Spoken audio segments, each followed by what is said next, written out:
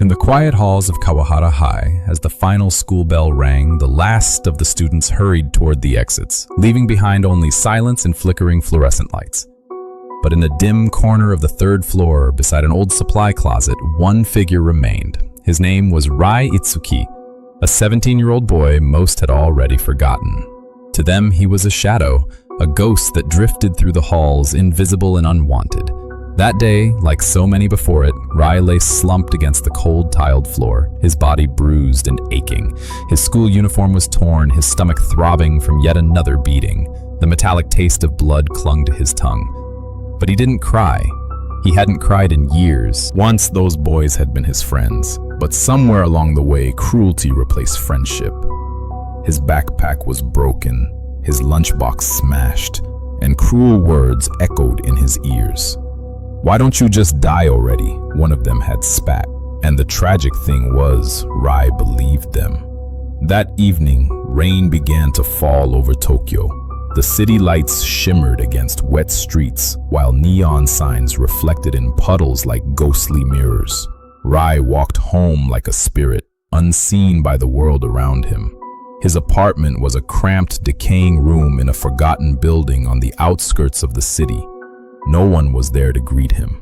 No one ever was. He locked the door behind him, not once, but 3 times, and sat alone in the dim light. The walls of his room told a story no one cared to read. Taped photos once filled with smiles, now slashed. Names crossed out in angry red ink, a single phrase written at the center, over and over. Trust equals death. Rai believed that too. But the next morning, as cruel fate would have it, life sent a flicker of light into his endless darkness.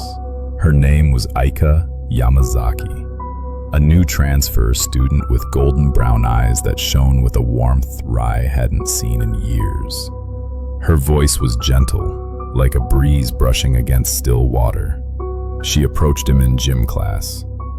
"You're Rai Itsuki, right?" she asked softly. Rai, hidden behind messy black bangs, didn't answer. But Aika didn't give up. She shared her umbrella on rainy days, sat with him at lunch, waited outside the nurse's office after every beating. She brought laughter, small jokes, and quiet moments of kindness. And though Rai tried to resist, afraid to trust, afraid to hope, her persistence slowly wore him down. He began to speak again, then to smile, to laugh, even if just a little. One evening, as they walked home beneath a sky painted in dusky orange, Aika asked him, "Do you ever wish things were different?" Rai's reply was simple, "Every second."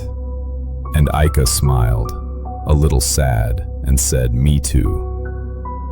But behind every fragile hope lies the threat of betrayal.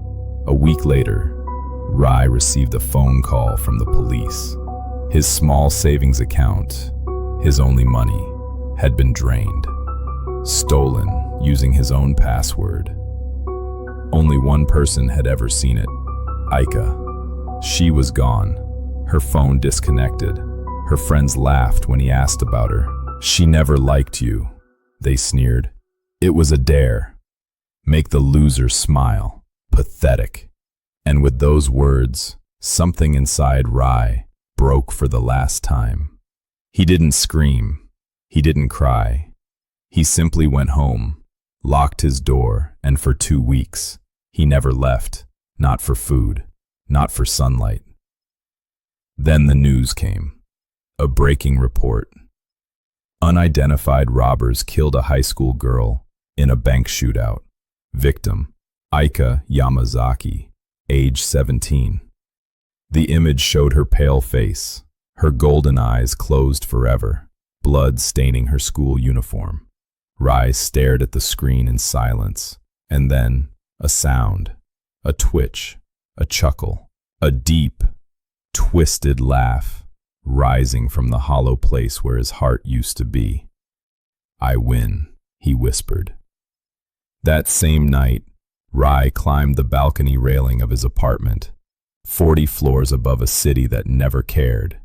Below, the city lights blinked like dying fireflies. The air was cold, but his soul was colder. Goodbye, trash world. And he jumped. Darkness, endless silent darkness. But within it, a flicker, a voice, booming, divine, unforgiving. You have been judged and found worthy of a second chance. When Rai opened his eyes, the world had changed.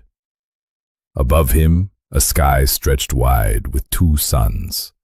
His body felt different, stronger, agile, unbroken. Around him, a dense forest shimmered with magic, and distant roars echoed through the trees. And then, floating text appeared before his eyes. Player initialized. Welcome, Rai Itsuki. Class unknown. Title, The Broken One. And so began his rebirth in a new world.